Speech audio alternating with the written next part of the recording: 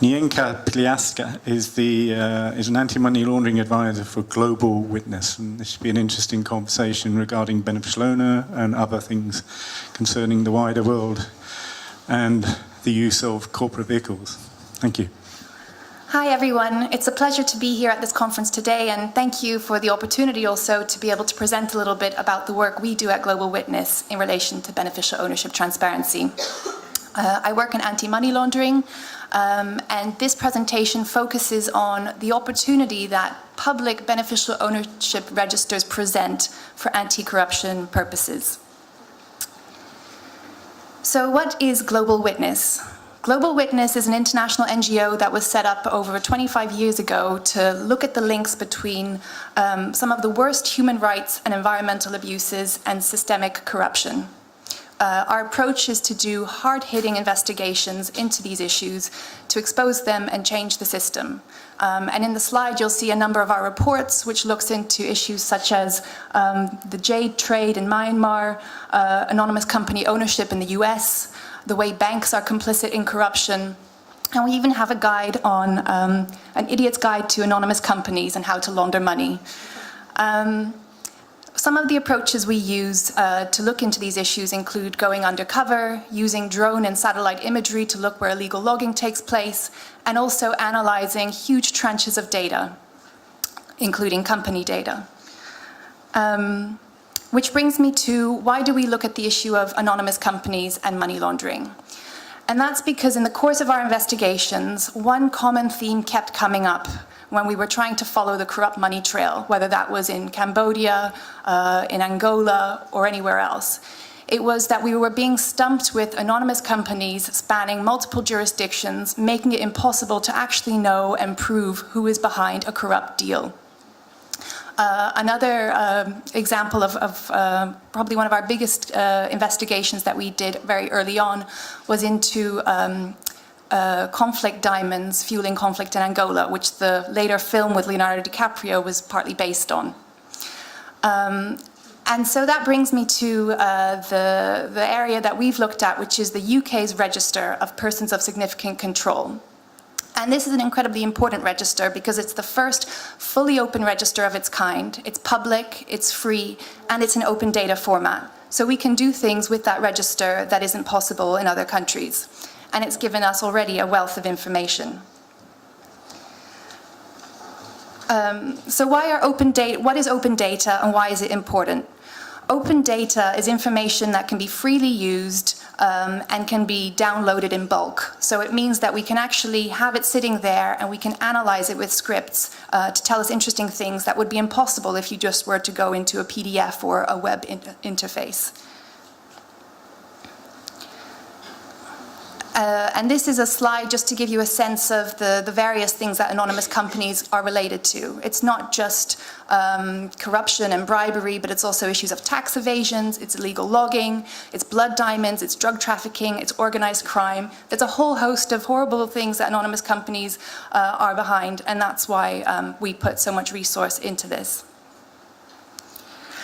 So what did we find? And just to caveat, the findings I'm presenting now is this is all early results and non-public information for now of an upcoming briefing that we'll be publishing in a few weeks' time. So for your eyes, and I guess the live streaming eyes as well, only. What we did is we started collaborating with a group of data scientists at an organization called DataKind UK. And this started back in 2016 when the UK's Register of Persons of Significant Control has only been up and running for a short time. And that gave us early insights into the type of data that was there and already showed us, some teething problems with how data was being input, but also an interesting sense of who actually owns UK companies. And then we expanded that collaboration last year, and we did the biggest analysis we've ever done on the UK company ownership. And we used cloud computing because the register is so huge, we could never keep it just in our computer. We needed to put it in the cloud. And we developed scripts to analyze the information, to see what it tells us about the average UK company, but also to look for mistakes and potential suspicious companies. And then, because of the open data nature of the register, we were also able to link it to other data sets. So that includes politicians, company officers, and in future we hope sanctions lists and public procurement as well.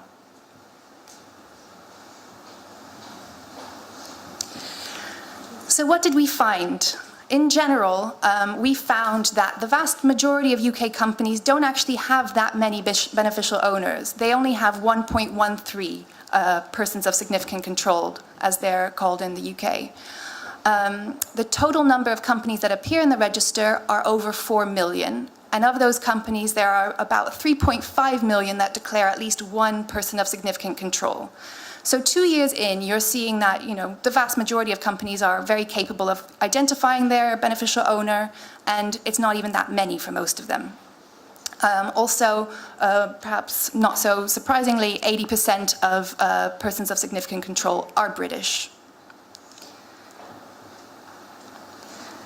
And this chart shows you again the distribution of, so for each, how common it is to have between 0 and 2 beneficial owners, 2 to 4, and then 4 to 6. And again, you can see for the vast majority of UK companies, they only have between 0 to 6 beneficial owners. You can't even see the ones that go into the, over 50 or over 10 really.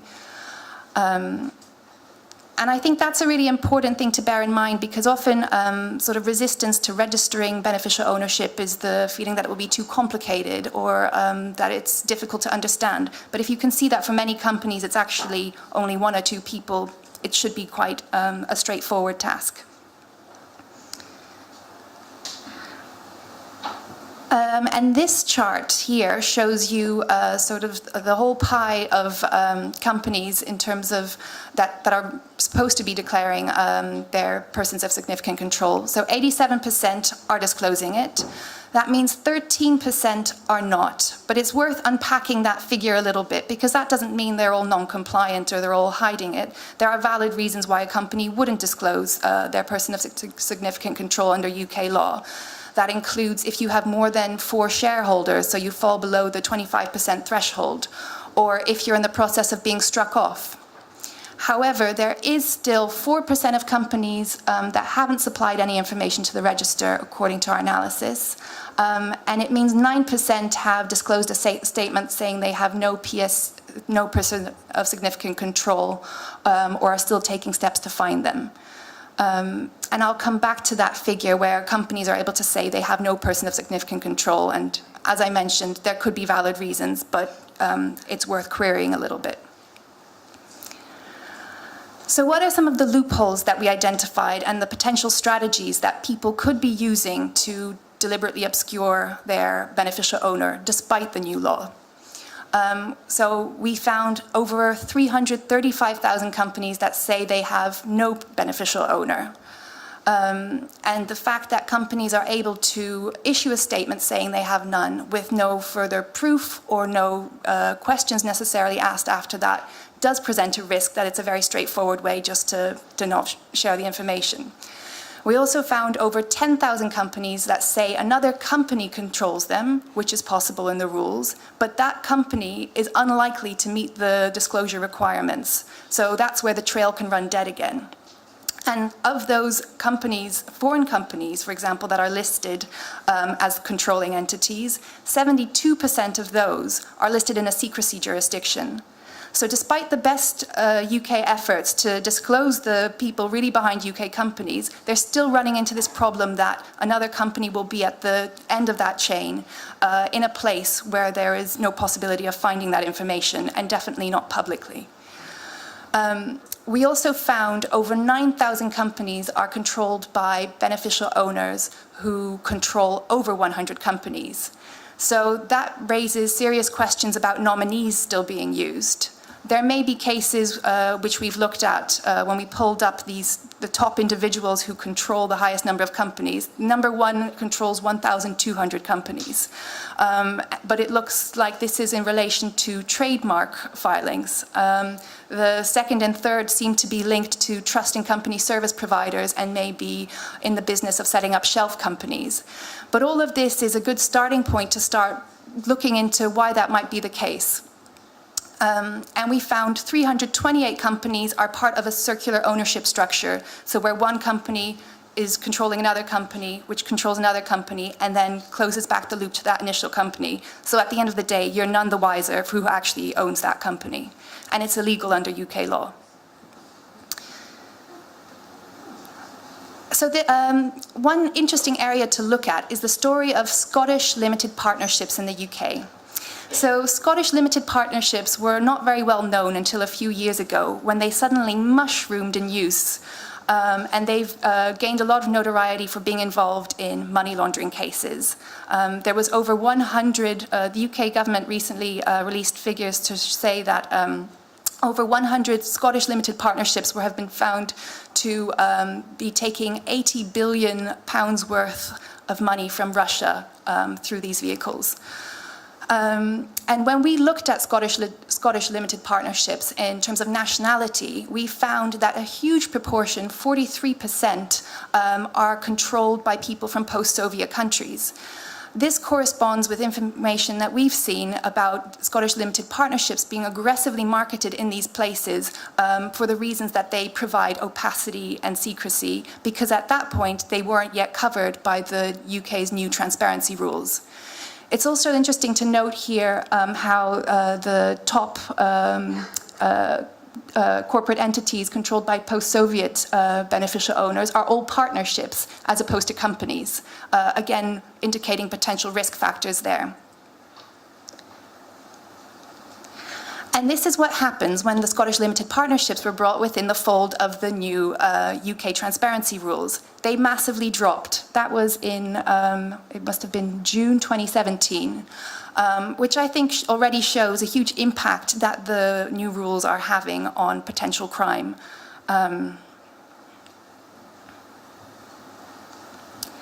But then, to be wary, at the same time as the Scottish limited partnerships drop in use, we notice a smaller uptake, but still an uptake, in other forms of limited partnerships which aren't yet covered by the rules.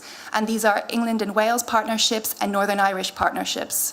So it, again, makes the point that whenever we're making more transparent certain corporate vehicles, we need to be very alive to the risk that money launderers and other criminals will be looking to exploit other less well-regulated, less well-known entities, and to constantly be evolving with that risk.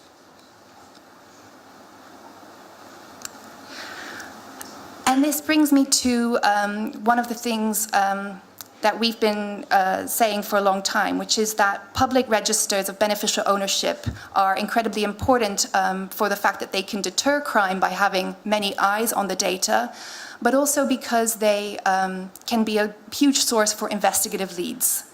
So we developed two tools using the UK's Open Data Register, and none of these tools would have been possible if it weren't for the format that the register is in. The first is a tool which allows us to visualize networks of companies and relationships between companies. It's not something you could do on the web interface, but using this tool, we're actually able to get a mapping of how they relate to each other. And you'll see in the slide, the photo here, it's not a money laundering network, but we looked at it's private investment firms that are all linked to each other through over 100 chains of control involving 100 different companies. So it gives you a sense of the complexity of corporate structures and the importance of being able to look at the links. This tool also allows us to look at companies that share the same officers or the same directors who've been previously found to involved in wrongdoing, and just makes those links that much clearer. The second tool that we've developed is a very rudimentary red flagging system, which is being used by financial institutions in a much more sophisticated way. But we wanted to show a proof of concept how, by encoding a number of red flags for money laundering and other financial crime, it's possible to actually surface a number of companies that is much smaller than the millions of companies in the UK database to have further scrutiny and investigate. And so we found that over 2,600 companies had 3 or more red flags associated with them. Some of the red flags you'll see here are around companies who have a PSC who is a disqualified director. There were 345 of them. My understanding is it's not necessarily not allowed to be a PSC under those circumstances, but it, again, would merit further scrutiny. Another area is around politicians or politically exposed persons. There are 390 companies in the UK who are controlled by politicians. And we're currently working with a partner in Ukraine to look at Ukrainian PEPs specifically in relation to UK companies. We've also found that 7,800 companies share either a beneficial owner, an officer, or a registered postcode with a company that has already been suspected of money laundering. And we found over 208,000 companies that are registered at a mailbox address. And a mailbox address is where there are over 1,000 companies registered there. And it's often, you can find no meaningful business that's actually occurring at that spot. And so this brings me to the final slide. And just to really emphasize that, there's a huge opportunity in having this information available as open data. We look at it from a corruption lens, but others will be looking at it with other eyes. And I think the more eyes that are on this data, the more we can improve it, and the more useful it will be also for anti-money laundering and anti-corruption purposes. But one of the key issues now is around making sure that that data is valid and clean and that we can use it easily across jurisdictions, but also that it's verified and that more questions are asked when data is submitted. For example, companies being able to say that they have no PSC. There needs to be follow-up questions, and we need to ask also for further documentation to prove control and the actual identity of the person that's being put forward. We need to close some of the loopholes that I outlined around circular ownership, nominees, saying you have no PSC. And we need to make sure that we're acting when we see these potential leads for investigation and make sure that that's resourced. And I think it's really important, given the UK is 2 years into the implementation of this register, there are so many interesting findings to look at in terms of what the UK has done. And I think the UK can really be commended for having acted and evolved constantly as new threats emerged and as new challenges emerged. So I'm sure there's a lot that other countries here can learn from them. And then finally, more countries should be opting for this possibility to have the information as open data.